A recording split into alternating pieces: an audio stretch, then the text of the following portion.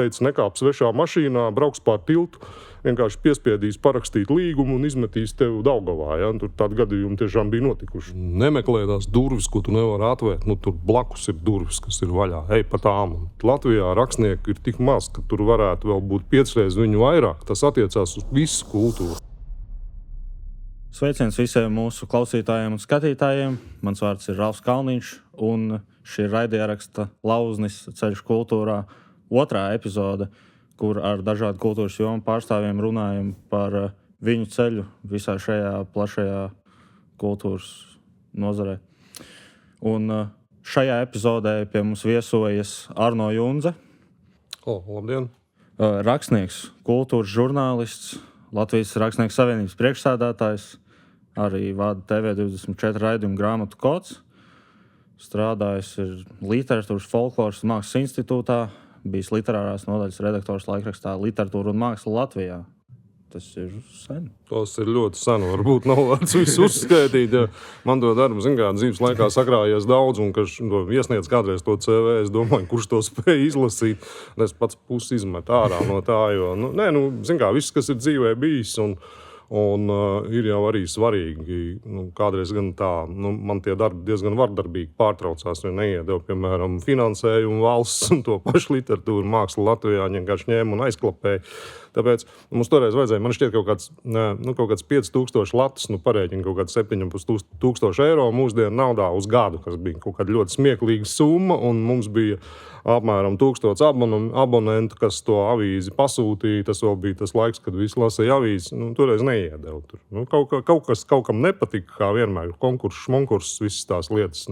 Latvijā jau nekas nemainās. Tur mūžīgi ir tā, kā ir, un to ir jārēķinās, ja tu strādā kultūras jomā, ka vienā brīdī tu vari nedabūt naudu, ka tavs projekts var pārtraukties un izbeigties, un tas, protams, pēc tam rada visiem, kas šajā jomā strādā, baigās problēmas ar sociālo iemaksu stāžu, kas pēc tam vainagojās minimālajā pensijā un tādās lietās.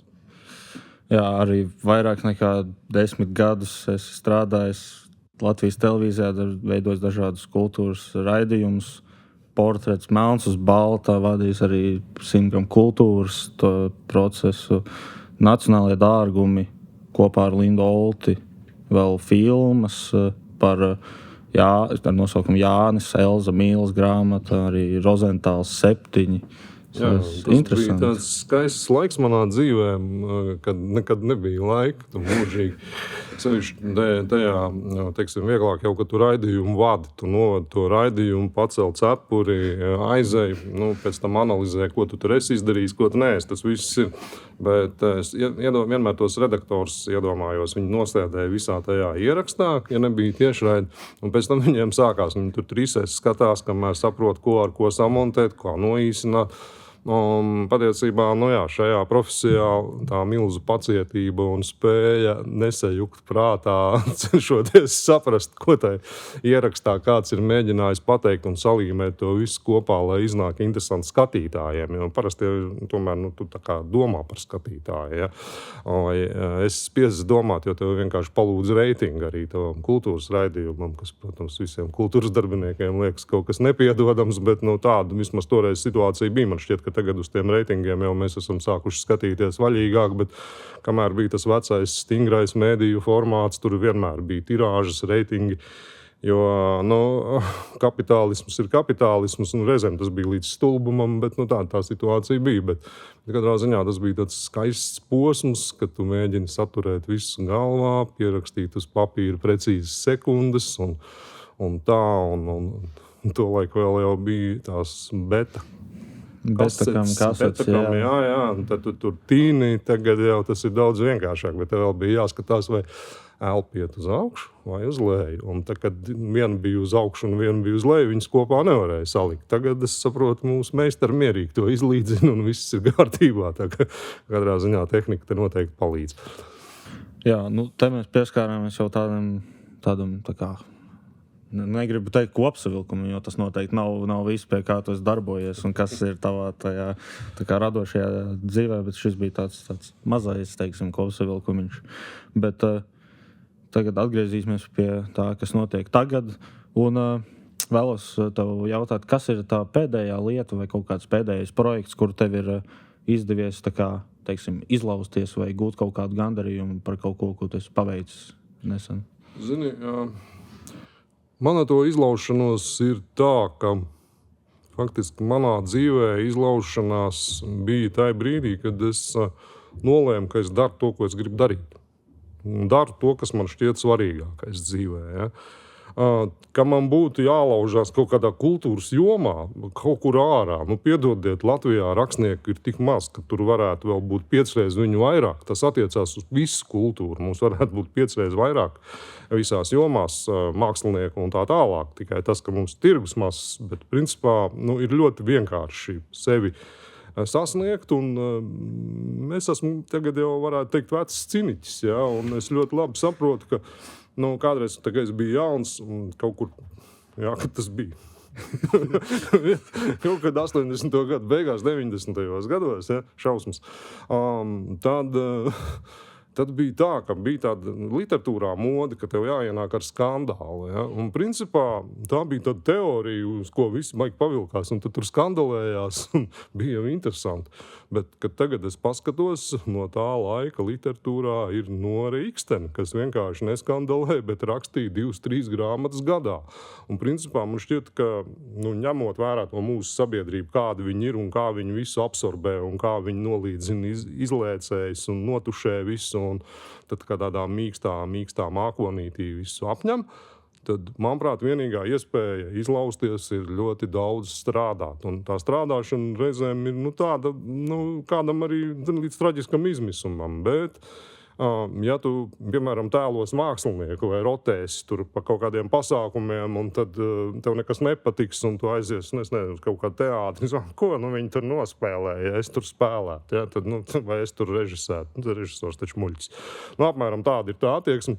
Tad vienā brīdī es šīs paaudzes cilvēkus, kā žurnālists, sāku sastapt. Toreiz vēl preses namā, tur bija tāds lēts bārs apakšā. Tie bija jau tādi vīri, teiksim tā, nodzērušies nočurātām bikšu priekšām, bijušie bohēmisti un lielie talanti. Ja? Bet viņi savā dzīvē zaudēja visu. Ja? Un, diemžēl arī šie talanti viens otrs vienkārši tika atrast uz ielas miruši. Tā bija tā realitāte tajā laikā, un tas bija baigi drūmi. Un es par to visu, tā kā vēroju no malas, strādājot kā žurnālists, arī kā zinātnieks literatūras institūtā, kur es atkal pētīju literatūru un jau tos visus to kultūras vidi tāpat redzēju. Un es par to daudz domāju, vai es vispār gribu tajā piedalīties. Un tad ir kaut kā tā, ka tu vienā brīdī saproti, 90. gadi varētu kādu foršu piķu uztaisīt, normālu biznesu tačku, kā toreiz teica, un tā tālāk, bet tu saproti, ka tas ir stulbi un ka tu nekad nebūsi labs uzņēmējs. Vienkārši tāpēc, ka tev nav tas iedots gēnos, tas tā kā es gribētu dziedāt operā, smieklīgi, vienkārši pirmo reizi tur aiziet, dabūt ar tomātiem pa pauri un viss, tā būtu viss dziedāšana, tāpēc, ka es nemāku dziedāt. Un tev ir jāsaprot tās savas iespējas, un tad tu vari fokusēties uz to, ko tu vari sasniegt. Man laikam tā rakstīšana ir Dieva dota un būtu vienkārši noziegums to neizmantot. Un tā es sāku rakstīt. Un arī tajos 90. man nebija nekādas vēlmes kļūt par rakstnieku, redzot to visu nabadzību, kas tur bija literatūrā, vienkārši materiālo nabadzību, es domāju. Darbi jau bija forši, bet autoriem nemaksāja, autortiesības vienkārši zaga, izdevēji meloja, tur bija skaista situācija. Un tad vēlāk, tā bija, ka man kaut kāda grāmata, teiksim, ko es stāstu krājums Gardo vistiņu nedēļu. Es viņu uzrakstīju kaut kādā 2001. gadā vai 2. Iesniedzu, tur bija tāds liels konkurss toreiz preses nāma, tur visi žanri, bērnu literatūra, pieaugušo, bababā stāsta romāni. Un man teica, Ārno, kā tu tādas riebeklības vari rakstīt par Latvijas valsti? Mēs tādas neņemsim nekur. Un tā man viņi tur nostāvēja 11 gadus, un 2000 kurā tur gadā, jau 11. To grāmatu paņēma bez ierunām, viņi tagad ir izdota jau vairāk kārt latviešu valodā. Tie stāsti ir faktiski tas par to psihoterapeitu Sofu, kā nogalināt Cecīlijas Bočas kundzi, ir mans visvairāk tulkotais darbs ārzemēs, un vienkārši tā, ka vajag kaut ko jautru, melnu un tādu par bandītu laikiem 90. gados, tad visi ārzemju redaktori viņu labprāt ņem un tulko un izdod. Tā dzīve mainās. Tā kā kaut kas notiek pats no sevis arī. Interesanti. Tu piemini, ka grāmatās tomēr vajag to tumšo. Nevajag obligāti tumšo, bet vienkārši tajā tekstā tas bija, un viņš bija tāds drusku Tarantino filmu stilā, vai, teiksim, drīzāk Rodrīgas, ja, teiksim, tāds, pa 90. gadiem, tad melnu humoru. Tur notika drausmīgas lietas, bet tā bija mūsu dzīve tajā laikā. Un tas, ko es tur rakstīju, tur bija ļoti daudz patiesu gadījumu īstenībā. Un nemaz nebija tā, ka Juns tur baigi kaut ko izzīd no pirkstu. Vienkārši tās situācijas tur bija tik baisas. Un es atceros, kad to grāmatu vēra vaļā, tad viena uzņēmēja teica, jā, toreiz taču tā bija kā tev to grāmatā, ka teica, nekāp svešā mašīnā, brauks pār tiltu, vienkārši piespiedīs parakstīt līgumu un izmetīs tevi Daugavā. Ja? Tur tādi gadījumi tiešām bija notikuši. Tā kā, tur nāca pēc tam atpakaļ tie stāsti, vai tas sižets par to džeku, kurš tur iemūrē pagrabā savu mirušo māmuļu, un tur vēl pasnieku, kas nes beigās pensiju, lai vienkārši saņemtu mammas pensiju. Tie stāsti atkārtojās visās valstīs mūžīgi. Ja? Nav jau tā, ka tas būtu baigi oriģināli, bet tās melnās situācijas, ja mēs paskatāmies drusku ar humoru, jo mēs esam to visu izdzīvojuši, tad tas kaut kas jau tur veidojās. Jā, interesanti arī, ka tu pieminēji par to, kā mēs sakām, ka tu esi izlauzies, un tajā brīdī, kad tu saprati to, ka tas, ko tu vēlies darīt, ir tā kā rakstīšana, un tad tas, ko es gribu tev pavaicāt, tā kā atgriezties nedaudz varbūt bērnībā, kas bija kaut kāds nodarbs, ko tu darīji, vai tu jau agrā vecumā sāk domāt, ka tev interesē rakstīt, vai tev varbūt patika vairāk iet ar draugiem spēlēt futbolu? Zini, padomu bērnība ir ļoti grūti salīdzināt ar šiem laikiem, jo tā bija pavisam cita dzīve. Pirmkārt, nebija datori. Ja? Tas ir tu vari pateikt, nebija datori, bet tu saproti, viņi tiešām nebija. Ja? Tas ir kaut kas cits. Otra lieta, kas tajās laikā nebija, faktiski nebija televīzijas. Tur bija tās divas programmas. Laukos, man Ogrē, kuras pie mammas dzīvoja, tur bija 3 programmas. 2 Krievijas, viena Latvija. Viņas bija briesmīgas. Viņas bija dažas stundas dienā. Tu gaidīji kaut kādos tur 6 vakarā, tur kādreiz skola brīvlaikā rādīja tos 4 tankistus un suni. Tā skaitījās bērnu filma, viss tur skatījās. Tas īstenībā var par to šodien arī pasmīnēt. Ja? Bet mēs ļoti daudz sēdējām ķinītī. Tas, kas nav tagad. Toreiz bija tur tāda, visos kinoteātros un klubos, un kur viņi tur rādīja. Laukos jau kinoteātri nebija, bet tur ved uz kultūras namiem un uz kaut kādām lielām zālēm un kādas reizes nedēļā. Un tā. Visur bija tāda sistēma, ka pirmajā rindā vieta maksāja 10 kapeikas, un pēc tam bija pat 35, un pēc tam bija pat 45 jau normālas vietas. Ko mēs puikas, pa 10 kapeikām pirmajā rindā biļetes, nopirkām tur kādu limonādu, grauzām cepumus un skatījāmies visu pēc kārtas. Un es atceros, Ogres ķinītī tur bija, tas bija arī padomu kinoteātra tradīcija, ka vārds sakot, pirms filmas rādīja kaut kādu ideoloģisku padomu žurnālu, un tur mūžīgi Jasirs Arafats bučojās ar Leonidu Brežņevu tajos žurnālos. Tas bija ārkārtīgi smieklīgi, bet mēs to pārvērtām par savu izprieci tā ziņā, ka mēs tajā brietā aplaudējām. Un, protams, tad zālē izcēlās mērena panika, jo tur bija tās biļešu uzraudzes, un smieklīgākais bija vienā reizē, ka tā biļešu uzraudzes tur kušina mūs, saka, nedariet to, un pieceļās viens vecs bolševiks un krieviski sāk ķērt. Puikas ir patrioti, viņi mīl mūsu dzimteni, neaiztieciet viņus. Vienkārši mēs tur sēdējām, ļoti jau čurāt gribējās tajā brīdī no slēptiem smiekliem, bet tāda bija tā dzīve, un mēs līdām arī uz tām filmām, kas bija līdz 16 aizliegtas un tā, un es visu to savu bērnību atceros, visi jaunība, arī skolas laiks, tur 11 gadi. Viņš nebija jau arī tad naudiņas, kas tur visi koncerti, kas notika, visas Eolikas, Līvi, Pērkoni, kas tur vēl Kredo un tā tālāk dzeltenie pasnieki. Mēs darījām tā, pirmajā daļā tur biļetes pārbaudīja, tad mēs tur negājām. Pirmajā daļā viņi arī dziedāja visādas nodevu dziesmas, otrajā daļā biļetes neviens nepārbaudīja. Mēs bijām zālē iekšā kaut kādā balkonā vai kur, pavelti un baudījām visu šo dzīvi, kā savādāk. Ja? Un pie tām 10 kapeikām jau arī tad bija diezgan vienkārši tik naudas nebija. Atrada kādu dzērāju nomest tukšu pudeli nodevu, viņi maksāja 12 kapeikas, viss ķinītis bija garantēts. Tāda normāla praktiska biznesa padomi bērni. Jā, tas ir tiešām interesanti. Visi šitie stāsti. Es arī atzīšos, ka tavas grāmatas es esmu lasījis. Tas ir no latviešu literatūras man tādi favorīti, teiksim tā, kaut vai, negribas jau varbūt atzīt, bet es apzinos, ka es lasu par maz, jo vienmēr, kad es sāku lasīt pats, arī kaut kā saprotu, ka vajag darīt to vairāk. Tas dod tomēr kaut kādu tādu piepildījumu un vielu kaut kādām pārdomām.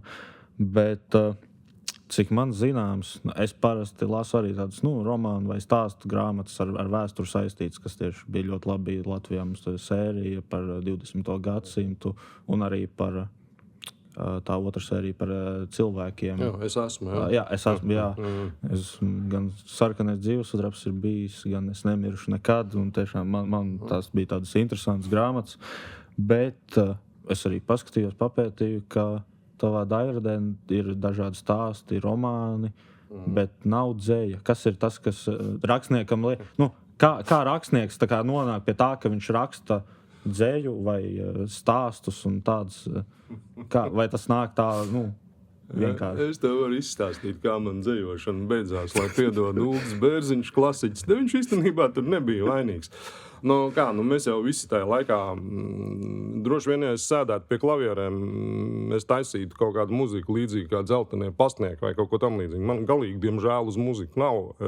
Man atlikt rakstīt, ja? Zīmēt es arī nemāku. Es pat uz sētas neko nemācēju uzrakstīt normāli taisni, lai smuki izskatītos. Grafitī mākslinieks no manis arī nebūtu.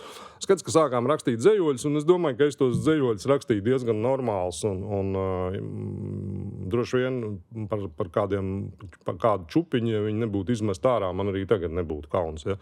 Bet, tad tur vajadzēja iet pie kāda konsultēties, tad parastais ceļš man ieteica iet pie Ulda Bērziņa. Es, man liekas, jau toreiz biju atnācis no padomju armijas, kā smadzenes arī bišķi izčakarēts, domāju, mēģināšu. Aizgāju pie viņa, aiznes. Viņš man tur sāka stāstīt par visādu Beowulfu atzejošanu un to, cik atzejošana ir kruta un cik tas ir svarīgi un nozīmīgi, kas ir viss absolūti taisnības, starp citu. Ja. Bet tajā laikā es arī mācījos pedagoģijas fakultātē, mums bija visas tās ārzemju literatūras un antīkās un tā tālāk. Es lasīju to pašu Beowulfu, viņš tiešām nebija tulkots krievu valodā, jo mums pa viņu bija eksāmenā jautājumi.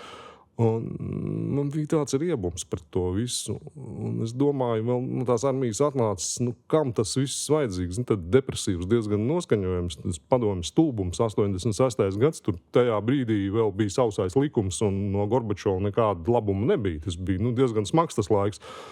Un viņš man tur stāsta, un es domāju, galvenais tā ar tādu, ka es droši vien nezinu, kas tas Beowulfs vispār ir.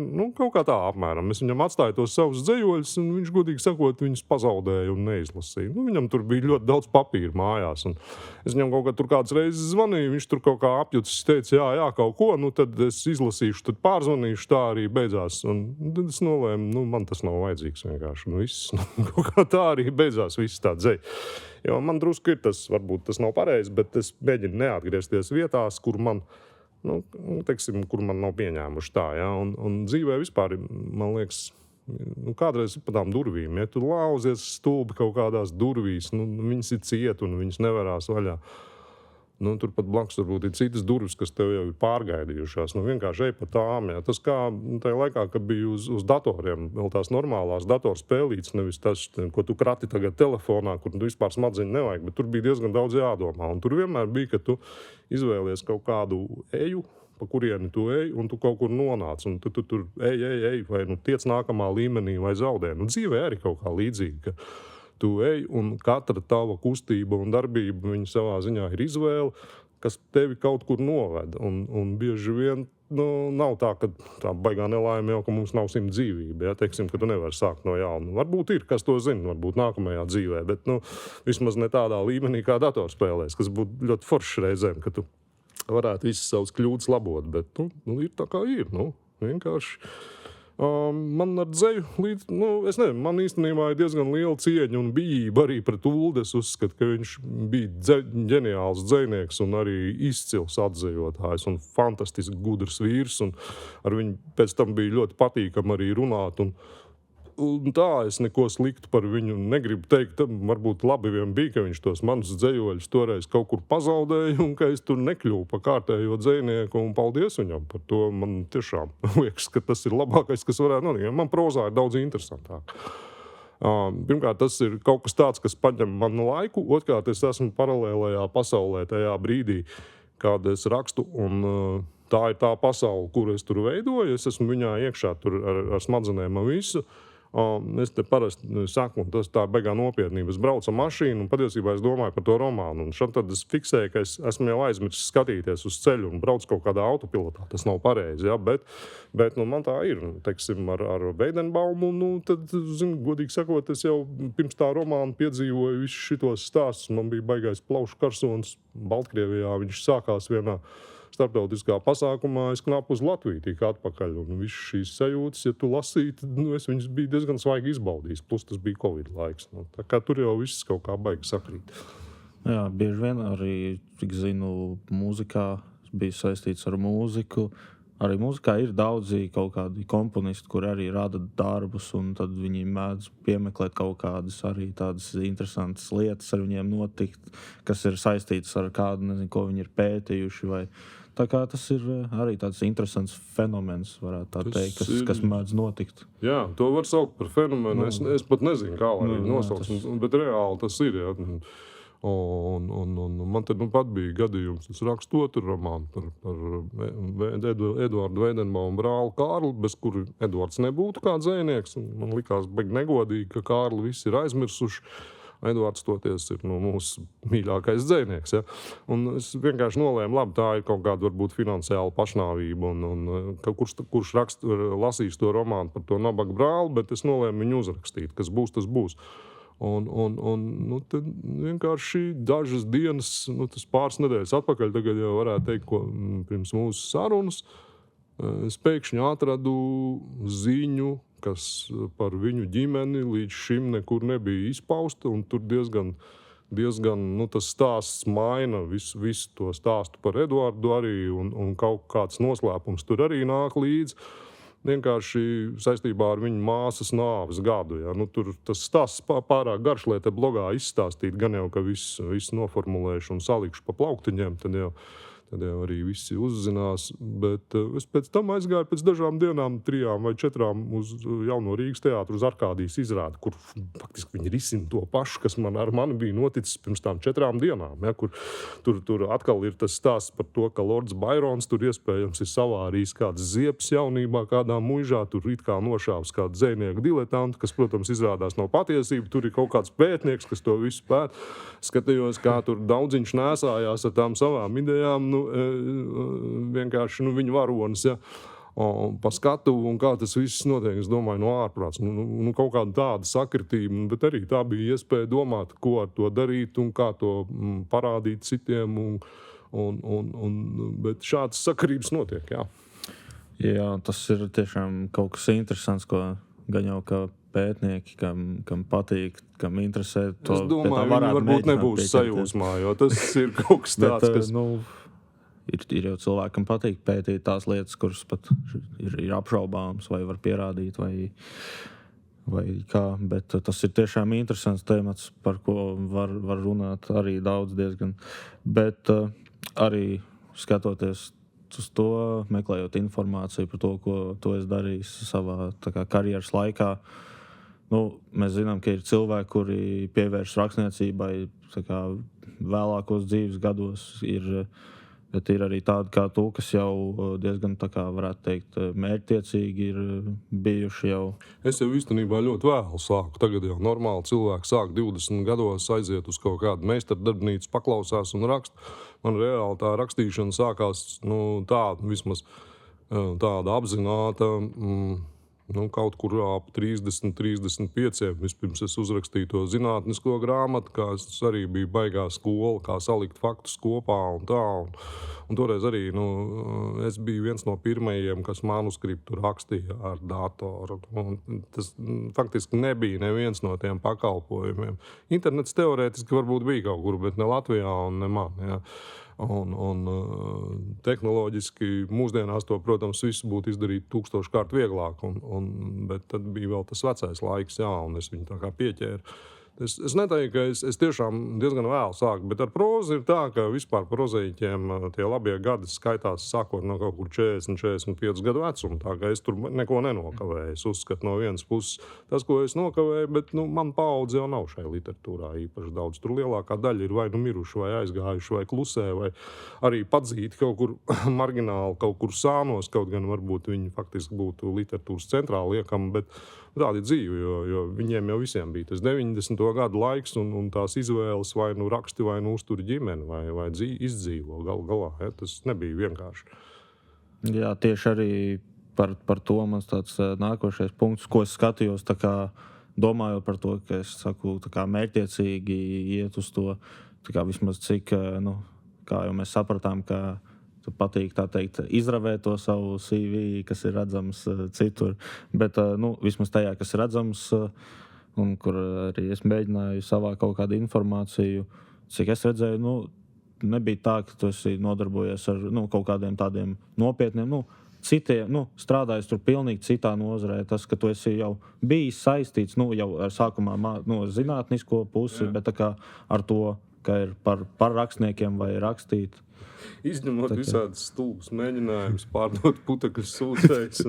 Ko tik es, kaut ko, protams, visu, ko mēģināju darīt. Un vienbrīd es arī mācīju latviešu valodu krieviem. Tas bija kaut kad 80. gadu beigās, 90. pašā sākumā. Un tur arī man būtu ilgi stāsti, ko stāstīt, kā tas toreiz notika. Bet es vienkārši darīju visu, ko tajā brīdī vajadzēja, lai izdzīvot. Es biju vienu laiku arī Pārdaugavā viens trimdas latvietes īpašuma pārstāvis. Ja? Tā īpašumā tur no rītiem parasti mētājās šļircītis, kādreiz kāds atlūzis narkomāns, laikam nomiris neviens nebija, bet tādi pusmiruši viņi tur bija. Nācās saukt ātro palīdzību, lai viņus ved prom. Arī tas bija, tiem bija 90. gadu beigi, tās bija 90. gadu beigas apmēram. Tā kā viss, kas jau ir, es saku, vienkārši tas ir izsviests ārā un visādas dzīves pieredzes un darīšanas man ir bijušas diezgan daudz, kā es domāju, jebkuram, jo kaut kā kad tev jāuztur ir sieva un meita mazā, tad tu nevari maigi lekties un tēlot lielu mākslinieku.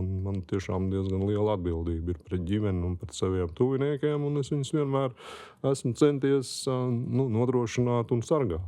Tāda laikam ir veču funkcija arī savā ziņā. Nezinu, vai visiem, bet man tas ir svarīgi. Jā, man arī tas šķiet pats, vēl jauns esot, arī redzu, kas notiek tā kā sabiedrībā. Par kādām lietām tiek diskutēts, un es arī cenšos pats pieturēties, piedomāt, ka tomēr man ir jābūt arī tādā atbildības sajūtai pret citiem cilvēkiem, pret saviem tuvākajiem. Man paudze, man tagad 60, es domāju, tur plus mīnus 5 gadi, tas bija tas brīdis, kad sākās tās nepilnās ģimenes. Es zinu arī tiem čaļiem, kam tie tēti nebija, viņiem, mamma jau tevi nevar izaudzināt īsti labi. Viņi dara labāko, viņi tur plēšās un tā, un šitās te lietas, es tāpēc uz to, kaut kā vajag skatos, ka, ja tev ir bērni, tad atbildi vismaz par viņiem līdz viņu pilngadībai un tomēr iedod viņiem to, ko tu vari. Neesi kaut kāds sūdu brālis, kas ir vienkārši notinies no ģimenes un labi dzīvo nākamo dzīvi kaut kādā. Tas jau pēc tam tiem bērniem rada baigo pārstības sajūtu, ka tētis viņus ir pametis vai tā. Un tur mēs ejam pa tādu, tā kā, ka viņš kā sniega bumba veļās, aizvien lielāk paliek. Un es vispār uzskatu, ka ģimene un dzimta, kas tagad ir galīgi nolikta, kā nekas nedarīgs, ir baigā vērtība. Ja? Tas pat zvēru pasaulē tā ir. Kāpēc, lai cilvēkiem būtu savādāk? Ja? Mēs visi no kaut kurienes esam nākuši, un ja mums ir tas backgrounds vai senču atbalsts nosacītais un laba audzināšana un tāda audzināšana, kas tev iemāca stāvēt uz kājām, tas ir baigi nozīmīgi. Jā, un tagad tu jau pieskāries, kā tas bija tev ar dzēju nesanāca, bet arī pieskarsimies pie tā, ka ir nepieciešams tā kā atbalsts un varbūt var ieskicēt, kas būtu tas, ko piemēram, vai kā to dara tagad jaunie rakstnieki, tie cilvēki, kas vēlas rakstīt, viņi dara līdzīgi kā iepriekš, kad meklē kādus šos te jau zināmos cilvēkus un tad tā kā sūta savus darbus. Nē, es domāju, ka tagad tā situācija pavisam cita. Jā, toreiz tas bija kaut kā pieņemts, kad tu gāji to Rakstnieku savienību un tur klanījies tiem metriem. Tie bija kaut kādi 80. gadi, 90. gadu sākumi, kad tas tā bija tāda taciņa iestaigāta un vajadzēja arī kaut kādas viņa rekomendācijas, laikam toreiz pirmajām grāmatām un tā. Es vienkārši to visu ignorēju pēc tam. Man vispār nebija nekāda sakara. Es biju kultūras žurnālists dabīgi. Tad tajā periodā es tur sāku par to visu interesēties, bet es būvēju to visu neatkarīgi, absolūti. Un es arī redzu, ka tagad daudz autori, viņi... Tas, ko es arī saku, ja jums liekas, ka jūs esat uzrakstījis to grāmatu, nenāciet pie cita rakstnieka. Ko viņš jums tur var palīdzēt? Ejiet uz izdevniecību. Ja? Tikai ejiet uz tādu izdevniecību, kas tiešām ir izdevniecība, nevis kaut kāds tur samizdats vai kas drukā visu, pa ko tu pats samaksā. Ej uz normālu izdevniecību, kur ir vecā tradīcija. Ja tev izdod, tad samaksā honorāru un tā tālāk, jo tur ir redaktors, tur ir korektors. Ja viņi saka, ka tā grāmata nedara, tad ir nopietnas iemesls. Tā, ka mums ir, kāds, var aizsūtīt kādām 4-5 izdevniecībām. Ja tev visas 5 noraida, tas sāc domāt, kas tev tur ir pa problēmām. Bet, ja tev kāda paņem, tad mums drīzāk ir tā otrs situācija, ka ļoti pietrūkst šo darbu, un tad bieži vien paņem tādu, darbu, ko vēl vajadzētu varbūt pagatavināt un paveidot labāk. Un tad autoram jau šķiet, ka es baigais rakstnieks esmu, bet aizmirst strādāt pēc tam un paliek tajā līmenī un tā. Bet es diezgan daudz esmu komunicējis arī ar visādiem pasaules līmeņa klasiķiem. Dan Brown, piemēram. Ja, Dans Browns mums Barcelonā toreiz stāstīja, ka viņš uzrakstīja pirmās, laikam, 4 vai 5 romānus. Visiem bija tirāži 49 eksemplāri, no kuriem 38 nopirka mamma. Ja. Tā ir Dan Browna tā teikt, saulainā bērnība. Un turklāt tajos romānos arī ietilpa, manuprāt, vai Da Vinci kods vai Eņģeļi un dēmoni. Un tad, kad viņš ir noslēdzis to lielo līgumu, stāvējis naktī un skatījies pa logu un domājis par to, ka rīt viņš pamodīsies un būs pavisam cits cilvēks, jo pēkšņi ir miljonu kontraktu un viss notiek. Tā kā, tas mūsdienas situācija ir pavisam cita un drīzāk mums te Latvijā ir diezgan liels bērnu dārzs un pārāk liela iecietība pret autoriem, nevis, ka, tur es nezinu, tur Stevens Kings cik reiz noraidīts, tur Dans Browns un tā tālāk. Ja. Sāla Simuka, piemēram, arī tā soma rakstniece, kurai bija tāda tīņa, tāda triloģija. Viņa teica, ka viņi nezina, kāpēc tā triloģija ir bestsellers pasaules līmeņa, kas toreiz bija vairāk nekā 30 valodās izdotas. Viņa runā, viņa saka, es tiešām nezinu. Tā grāmata ir tāda pati kā pirmās 12, kuras es esmu uzrakstījusi. Es tur neredzu nekādu atšķirību. Man vienkārši bija tajā brīdī tas cits izdevējs. Un viņi tur kaut ko saskatīja, un viņi iepakoja, un viņi uztaisīja, un tas pēkšņi kļuva par baigo bestselleru. Un pirms tam viņi teica, gadu iepriekš viņi stāvējusi Frankfurtē, kaut tur jau visi pasaules grāmatnieks aplūst uz to grāmatu tirgu lielo, un tur nenormāli bāri un tā, un viņi tur stāvējusi pie viena stenda un sapņojusi, cik labi būtu, ja kaut viena mana grāmatiņa būtu tajā stendā kādreiz mūžā. Ja? Viņi nebija tur. Un pēc pāris gadiem viņi tur ir kā godu viesis. Ja? Tā ir tā, ko tu nekad nevari paredzēt, un veiksmes stāsti, baigi daudz arī neveiksmes stāsti, gan jau. Jā, šie stāsti man arī pašam personīgi ir interesanti daudz klausīties šādus te interesantos pieredzes stāstus, un arī ejot jau uz pašu noslēgumu, mēs jau gan šķiet pieskārāmies tam, kas varētu būt atbild uz šo jautājumu, bet kas ir tavs nākamais projekts, ko tu centies realizēt, pie kāda strādā? Vai tā ir tā Kārļa Veidenbauma grāmata, vai varbūt kas cits? Zinu, man vispār es pirms kādu laiku sapratu, ka es palieku baigi vecs. Vasarā man būs 60 gadi. Es domāju, man tiešām nevajag nekādas dāvanas vai tur kaut kāds goda raksts. Es vienkārši savākšu mantiņas un pirms dzimšanas dienas aizbraukšu. Un es ceru, kādu brīdi Latvijā nebūšu. Bet es vienkārši nolēmu, ka būtu forši, ja es varētu saviem lasītājiem uzdāvināt kādas grāmatas. Un Es domāju, kāds 3 varētu būt. Teiksim tā, pirmā bija stāstu krājums Atgaisma, kas parādījās gada pašās beigās. Es iesaku viņu vienkārši izlasīt tiem, kas to nav izdarījuši, jo tie stāsti arī ir ļoti dažādi un arī par lietām, kas mums šajā panikas un histērijas laikmetā, kas saistīts ar Trumpiem, kariem, Putiniem un Zeļenskiem, būtu diezgan noderīgi kaut kā saprast un stāvēt uz kājām, nevis paļauties tai sociālo tīklu histērijai. Tad es ļoti ceru, ka līdz tai manai ģimenei iznāks arī viena bērnu grāmatiņa. Tas ir tāds arī mans ekspromts. Es nekad neesmu rakstījis literārās pasakas līdz šim, un man iekārdināja iespēja uzrakstīt viņus. Tad es drusku tā atlaidu bremzes un fantāziju. Viņa sauksies Virtuves pasaciņas. Tur arī kādreiz bija apakšvirsraksts lieliem un maziem, jo es nekad nerakstu tikai maziem bērniem. Es rakstu pieaugušajiem drīzāk šīs te visas bērnu lietas. Un trešā, es gribētu pabeigt Kārlu Veidenbaumu. Viņš ir par mani tieši 100 gadus vecāks. Tā kā es kaut kā atbalstu 65. gadā dzimušas autors vai 1800 vai 1900. Es ļoti ceru, ka es to romānu pabeigšu. Es viņu arī gribu atdot izdevējiem, kad viņš iznāks, es nezinu. Un man vēl ir plānā arī viena 4. grāmata, kas ir man tā lielā mīla uz Grieķiju, uz salām, uz visu to antīko kultūru, pa ko es vienkārši kaifoju. Un katru vasaru tur braucu, es gribētu uzrakstīt tādu love story par Grieķu salām, tā teiksim, parādīt, cik tur ir forši. Ne tas, ka tur beigās seksa daudzveidība, bet tas, ka tiešām, ka tu vari iemīlēties tajā vietā un baudīt viņu un kaut kā justies tur forši. Gribu pastāstīt cilvēkiem, kā tur aizbraukt un cik tur ir labi, apmēram tā. Nezinu, kas man tur izdosies no tā viss. Bet... Jā, izklausās tiešām interesanti, un arī tiem, kas šo skatās un klausās, kas ir tieši latviešu literatūras cienītāji, varbūt arī tiem, kas vēl sevi tā nedēvē, bet vēlas lasīt, izklausās, ka būs interesanti, būs lasām viela dažāda. Arī no tevis. Un, noslēgumā vēlos, protams, pateikties tev, Arno, ka piekriti ierasties pie mums. Un vēlos pateikties arī Latvijas Kultūras Akadēmijai, Nacionālajai filmu skolai, arī Latvijas Kultūras Akadēmijas Latvijas Kultūras koledžai un mūsu atbalstītājiem kompānijai Magic Nebula. Un tiekamies nākamajās epizodēs. Jā, paldies tev, un es tiešām novēlu reizēm nemeklē tās durvis, ko tu nevari atvērt. Tur blakus ir durvis, kas ir vaļā. Ej pa tām, un tā ir viss izlaušanās, bieži vien tas lauznis.